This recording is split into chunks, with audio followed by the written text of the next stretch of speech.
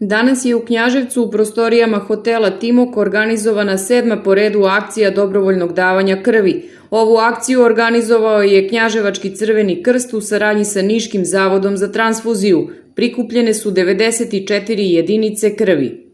10. put dajem krv, dobrovoljno, i srećna sam zbog toga. Volim da pomažem ljudima. Pomagali su nekad i meni i mojoj majci i to mi je satisfakcija i dalje da pomažem drugima. Ovo mi je 16. davanje, ali mislim da je to humano, ipak pomoći nekome kom je potrebno. Mislim da svako ko u mogućnost bi treba da to učini i da... Iz Crvenog krsta Knjaževac kažu da će nastaviti sa ovakvim akcijama, a naredna se očekuje za mesec dana. 7. akcija u toku ove godine, redovna akcija. Svakog meseca organizujemo po jednu akciju, to je već poznato. Radimo ovakvim principom, ovaj način rada primenjujemo već 2-3 godine unazad. Do sada je u Knjaževcu, znači za ovih 6, koliko je do sada bilo, prikupljeno negde oko 600 jedinica krvi.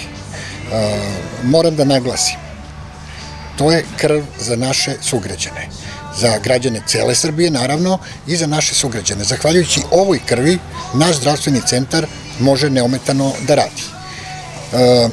Nastavit ćemo s ovim akcijama. Naredna akcija za mesec dana, otprilike za mesec dana, jer termin usklađujemo s obzirom da davaoci na 3 meseca mogu daju krv, tako da moramo da uskladimo termine, ali to je otprilike za nekih mesec dana. A šta očekujete od ove današnje akcije? Očekujemo kao i do sada, znači, da kažem, 80, 90 do 100 jedinica krvi. Nadam se da je to već onako, da kažem, ustaljen broj davaoca i to je sasvim korektno i zadovoljavajuće. Ovo je još jedna u nizu uspešnih akcija Zavoda za transfuziju krvi Niš i Crvenog krsta iz Knjaževca. Akcija protiče u najboljem redu i ovo je ujedno i prilika da kažem da krv mogu da daju sve zdrave osobe starosti od 18 do 65 godina. Ovo je ujedno i apel da svi ljudi dobre volje dođu ovde i doniraju svoju dragocenu tečnost. Generalno dati bezbedno, znači dati krv je privilegija, a primiti bezbednu krv jeste svakako pravo.